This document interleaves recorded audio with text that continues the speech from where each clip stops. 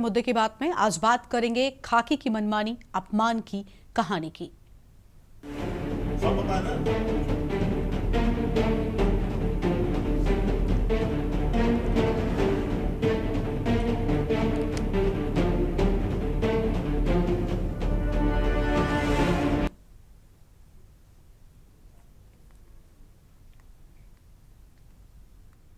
उत्तराखंड के टिहरी जिले से एक बेहद चौंकाने वाली घटना सामने आई है, जिसमें पुलिस की कार्यशैली और मानवाधिकारों की रक्षा पर गंभीर सवाल खड़े कर दिए हैं। केशव थलवाल नामक युवक ने आरोप लगाया कि इंस्पेक्टर धर्मेंद्र रौतेला और एसआई बाबू सिंह ने न सिर्फ उसे बड़ी बेरहमी से पीटा, बल्कि उसके साथ अमानवीय और अपमानजनक व्यवहार भी किया है। केशव का दावा है कि पुलिसकर्मियों ने उसके ऊपर पेशाब किया, जूते चटवाए और थूक मिलाकर पानी पिलाया। यह आरोप न केवल कानून की मर्यादा को तोड़ते हैं, बल्कि मानवीय गरिमा को भी तार करते हैं। घटना के सामने आने के बाद उत्तराखंड क्रांति दल के केंद्रीय उपाध्यक्ष आशुतोष नेगी और अंतर्राष्ट्रीय सामाजिक कार्यकर्ता रोशन रतूड़ी ने इसकी कड़ी निंदा की है। दोनों ने दोषी पुलिसकर्मियों को तत्काल निलंबित कर सख्त कार्रवाई की मांग की है और यह मामला अब मानवाधिकार उल्लंघन की श्रेणी में देखा जा रहा है। प्रशासन की अगली कार्रवाई पर भी अब लोगों का इंतजार बना हुआ है। जिस तरह से लमगांव थाना के इंस्पेक्टर ने केशव थलवाल के साथ में जो घृणित कार्य किया, वो बहुत ही निंदनीय है, मानवता को शर्मसार करने वाला है। और ये सिर्फ केशव थलवाल का अपमान नहीं है, ये तमाम हमारे 2 करोड़ उत्तराखंडी वासियों का अपमान है। ऐसे पुलिस कर्मियों को तुरंत निलंबित करना चाहिए और हमारे उत्तराखंड में ऐसे गुंडा गर्दी करने वाले जो पुलिस अधिकारी हैं, उनके लिए, इस तरह के लोगों के लिए कोई जगह हमारे उत्तराखंड में नहीं है। हम इन चीज को बिल्कुल बर्दाश्त नहीं करेंगे। हाँ, अगर उसने कोई गलती की है तो आप उसको कोर्ट उसको सजा देगा। आपको किसने अनुमति दी? मैं धर्मेंद्र, जो इंस्पेक्टर है धर्मेंद्र रौतेला, मैं उससे पूछना चाहता हूँ, आपको किसने परमिशन? लंबगांव का है सर, ये लंबगांव टिहरी का। और जो मेरे को फंसाया है, मारा है, ये 3 थानों की पुलिस ने। जो ये मेन तो लंबगांव पुलिस थी, और ये चंबा पुलिस वाले जो मेरे को गाड़ी में बिठा के लाए, जिन्होंने मेरे किडनैप किया, और जो कोटी कॉलोनी पुलिस स्टेशन में ले गए, दो थे ये ऐसे नॉर्मल कपड़ों में आ रखे थे।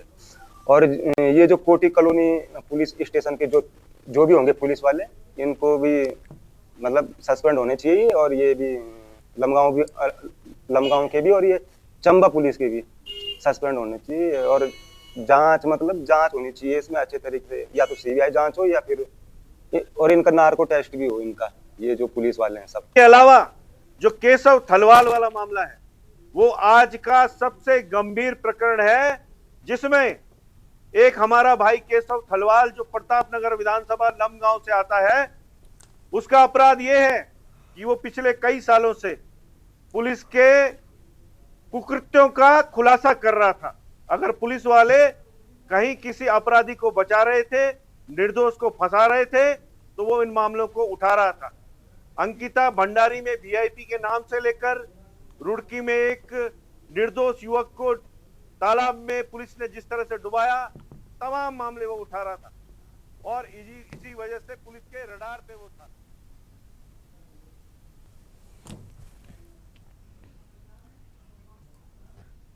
और इसी खबर पर बातचीत के लिए हमारे साथ में हमारे संवाददाता जुड़ चुके हैं, और साथ ही यूएसएसएम के प्रवक्ता पीसी थपलियाल साहब हमारे साथ में जुड़ चुके हैं।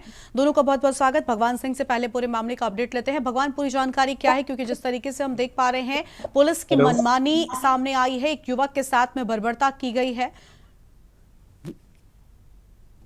देखिए, जो ये घटना जो घटी है, कहीं ना कहीं ये घटना बहुत बड़ा दुखद खबर है। और जिस तरह से लॉ एंड ऑर्डर की बात करते हैं, ठीक है, कोई अपराध का मामला होता है तो आप उस पर कानूनी कार्रवाई कर सकते हैं, ठीक है। लेकिन जिस तरह से जो केशव थलवाल जो आरोप लगा रहा है, आपकी आवाज आ रही है मेरी?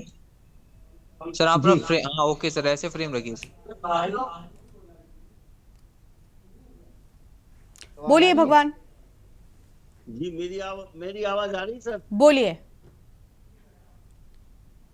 हेलो, बोलिए, आपकी आवाज मिल रही है, बोलिए जी। आप मेरे को सवाल पूछ रहे हैं? नहीं थपलियाल साहब, आपके पास हम लौटेंगे। भगवान सिंह, आपको आवाज मिल रही है? आप प्लीज जल्दी से कंप्लीट जी करें, जी फिर हम बिल्कुल थपलियाल साहब बिल्कुल। के पास जाएंगे। जी जी देखिए, जिस तरह से ये उत्तराखंड की देवभूमि की जो घटना है, इस घटना को देखते हुए कहीं ना कहीं एक बार फिर यहाँ पे जो मामला आया है, ये जनपद टिहरी गढ़वाल लमगांव का है, जो कि प्रताप नगर के विधानसभा क्षेत्र का ये मामला है। और जिस तरह से जो केशव थलवाल जो कल यहाँ पे जो गढ़वाल मंडल मुख्यालय पौड़ी में जब आए थे, तो वहाँ पे आशुतोष नेगी जो कि यूकेडी के केंद्रीय उपाध्यक्ष है, उनके साथ वहाँ पे प्रेस कॉन्फ्रेंस की, और उसमें उन्होंने कहा कि मेरे साथ जो घटना घटी है, उस घटना को लेकर मैंने विस्तार से पूछा गया कि आपने जिस तरह से ये मामला क्यों तुल पकड़ा, तो उनका कहना था केशव थलवाल का कि मेरी बहन का जो मामला था, एक उनकी जो वीडियो थी, जो वीडियो के माध्यम से उनको कोई व्यक्ति द्वारा वो कर रहा था, ब्लैकमेल कर रहा था और उनको परेशान किया जा रहा था कि वीडियो वायरल करने की जो बात कर रहा था। क्योंकि उन्होंने अपने कई जगह मीडिया के माध्यम से ये आपने स्वयं बताया है, ये आरोप है वो जो रौतेले पे जो आरोप लगा रहे हैं लमगांव के थाने के जो, तो उन पे आरोप है कि इनके द्वारा मुझे जब बंद किया गया है, तो और कई जगह मुझे टॉर्चर भी किया गया है। साथ ही साथ मुझे मैंने जब सोशल मीडिया पे जब वीडियो डालता था, तो कहीं ना कहीं इनका कहना है कि मुझे सबसे महत्वपूर्ण की बात है यह है कि वो कोई भी घटना घटती थी, पुलिस के पक्ष में अगर ना कोई खिलाफ वीडियो होती थी, जो पीड़ित का बयान आता उनके पास तक पहुंचता था, तो उसको अपने इंस्टाग्राम पे, क्योंकि उनके 20 या 25 हजार से ज्यादा उनके फॉलोवर थे, जिसके बाद वो अपनी इसको वीडियो के माध्यम से डालते थे और हमेशा इस तरह से करते थे। लेकिन एक बार उनका एक जो वीडियो का जो वहां का मामला था कि शराब का जो मामला था, तो वहां पे उन्होंने हिंडोला खाल क्षेत्र का कि उन्होंने एक वीडियो डाली थी कि शराब के जो साथ एक ऑडियो वायरल हुई थी पुलिसकर्मी की, जिसके कारण से उनको वहां पे सस्पेंड भी होना पड़ा। और साथ ही साथ वहां पे जिस तरह से जो रौतेले पे जो ठीक है, हम लौटेंगे आपके पास में, लौटेंगे आपके पास में। नेता हमारे साथ में यूकेडी से थपलियाल साहब जुड़ चुके हैं। थपलियाल साहब, क्या कहना चाहेंगे इस पूरे मामले को लेकर? सामाजिक संगठनों ने इस पूरे मामले में पुलिस वालों पर सख्त कार्रवाई की मांग की है। पुलिस की बर्बरता वाकई ऐसे मामलों में जो सामने आती है बड़ी असंवेदनशील होती है और साथ ही साथ पुलिस के रवैये पर भी बहुत सारे सवाल खड़े करती है। देखो, जो हमारा राज्य इस समय एक अनोखे मोड़ पर खड़ा है और जो राजनीति है वो करीब करीब अविश्वसनीय सी होती जा रही है। हम कई मामले में देख रहे हैं कि जब जनता अपने आक्रोश को सड़कों पे लाकर आंदोलन करती है, तो राजनीति उसकी अनसुनी करती है। जब कोई भ्रष्टाचार का मामला का पर्दाफाश होता है, तो राजनीति वहां पे मुंह फेर देती है। राजनीति का हाल ये है कि अंकिता हत्याकांड में अगर जनता का एक मांग थी कि भाई वीआईपी का खुलासा करो, तो उसको छुपाती है। तो इस तरह का रवैया जो इस आज की राज्य सरकार का है, एक गैंग के रूप में काम कर रही है। तो निश्चित रूप से जब इसके ऊपर जनता का अविश्वास होता है, तो निश्चित तौर से इसकी पुलिस पे भी जनता अविश्वास करेगी ही करेगी। आज सिचुएशन ऐसी है, जब मैं गणमान्य लोगों को पूछ रहा हूं, तो ये सामने आ रहा है कि दोनों पक्ष, देखिए अगर मैं बिल्कुल अलग करके बोलूं, दोनों पक्ष में कौन सही बोल रहा है, ये अभी बहुत कठिन है इसको खुलासा करना।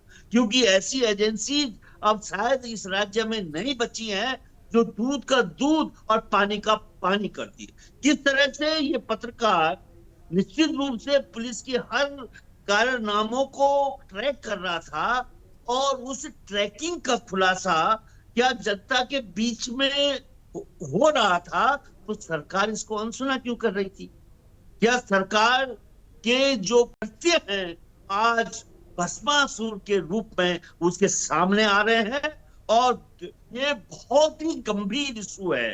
ये इतना ही नहीं, जिस तरह से यहाँ की जो राजनीति है, किस तरह से पहाड़ और मैदान का ये बांटने की एक साजिश रची जा रही है, उसको भी हम बहुत ही पैनी नजर से देख रहे हैं।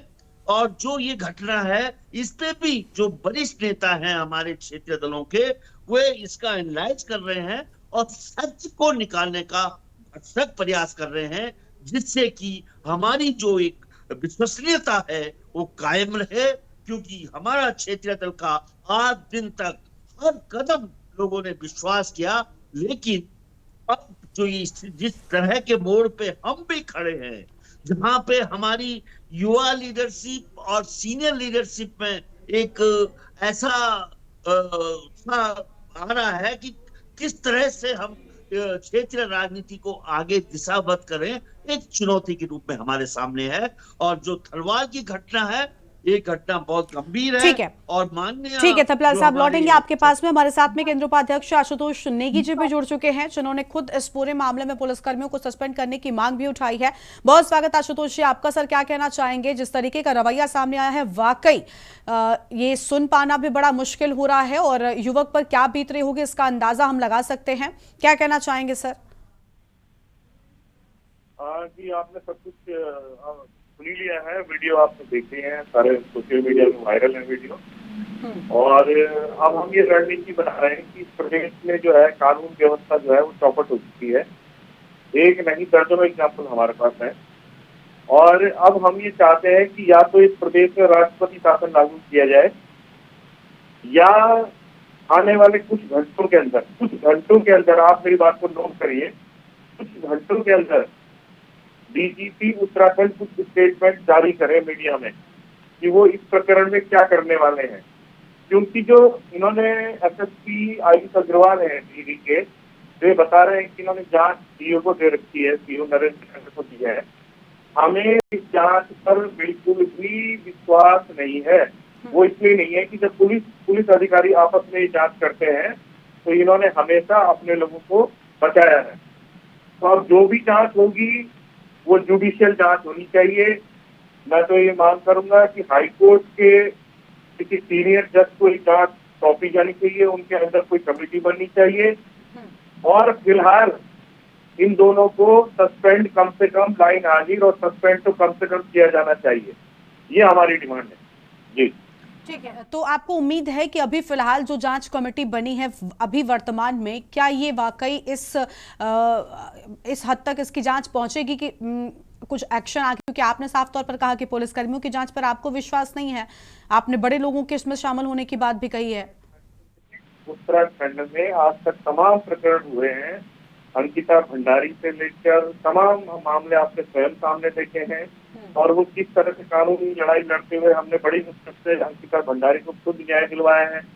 और तमाम ऐसी घटनाएं हो चुकी हैं इस प्रदेश के अंदर जहां अपराधी बड़े होते हैं या अपराधी पुलिस से इन्वॉल्व होते हैं। यहाँ अपराध के कैटेगरी में पुलिस खुद अपराधी की कैटेगरी में है, वहाँ न्याय मिलना बड़ा ही मुश्किल होता है। ठीक है, तो अब जो लड़ाई है कम से कम जो जांच समिति है वो गठित की जाएगी। और इसमें जैसा आपने कहा, क्योंकि पुलिस के लोगों पर ही बड़ा आरोप लगा है, तो ऐसे में देखना होगा कि जांच समिति में कौन कौन शामिल होता है, किस तरीके से जांच आगे बढ़ती है। शुक्रिया सर आपका हमारे साथ जुड़ने के लिए। थपलाल साहब हमारे साथ में लगातार बने हुए। थपलाल साहब, अभी सुना आपने आशुतोष नेगी जी की ओर से अहम बातें कही गई हैं कि पुलिस पर ही आरोप लगे हैं, पुलिस खुद कटघरे में खड़ी है, तो ऐसे में जांच भी अगर पुलिसकर्मियों के ही हाथों में होगी तो सच सामने आना तो नामुमकिन नजर आता है। मामले में अभी हाल में ही जो विधायक है हमारे खजानदार जी, उन्होंने भी पुलिस की शिकायत की थी।